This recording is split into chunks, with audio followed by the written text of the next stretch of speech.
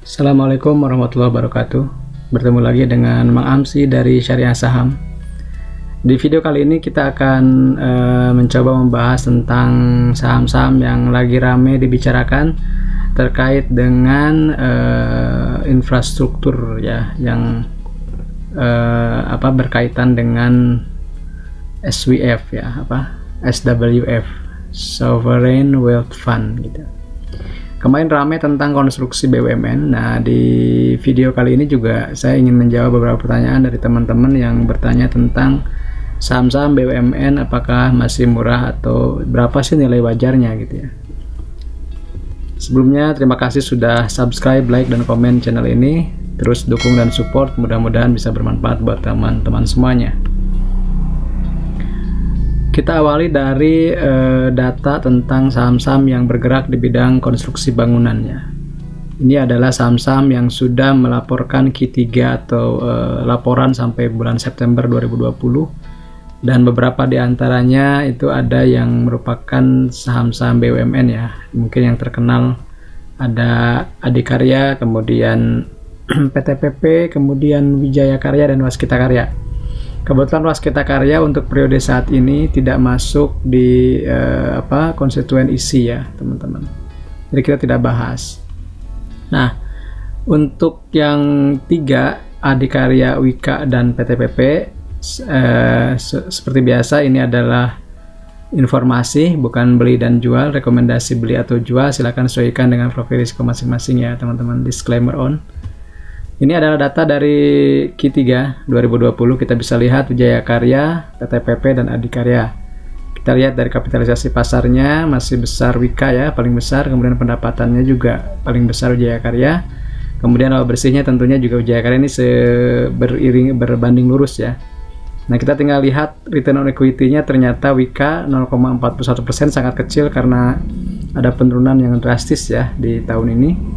Kemudian juga PTPP hanya 0,25 dan AD 0,37. Ini menyebabkan rasio price to earning-nya melonjak ya. Jadi 265 kali untuk Wika, PTPP 312 kali, Adikarya 286,44 kali. Ini artinya saham-saham konstruksi BUMN itu price to earning-nya sudah lebih dari 10 kali lipat saham-saham yang ada di bursa ya. Ini mungkin karena respon pasar aja dan optimisme terhadap program SWF tadi gitu. Kemudian juga price to book-nya sudah di atas 1 ya, kecuali PTPP yang price in 1 kali, PT Wika sudah 1,31 dan Adikarya 1,06 kali. Harga per lotnya masih relatif murah karena masih di bawah 200.000 per lot. Ini adalah saham-saham yang BUMN yang bergerak di bidang konstruksi.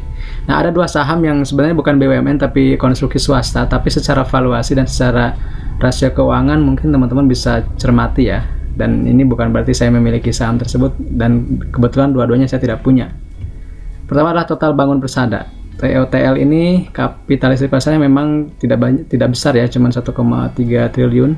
Pendapatannya lumayan 1,8, laba bersihnya 187. Artinya return on equity-nya juga masih lumayan di 10%-an. Ini jauh lebih bagus dibanding BUMN tadi ya. Price to earning-nya juga masih normal di kisaran belasan kali. Price to book-nya memang sudah sedikit mahal di 1,22. Harga per lotnya masih murah, di bawah 50.000 per lembar. Di per lot maksud saya, jadi per lembarnya cuma 400 perak.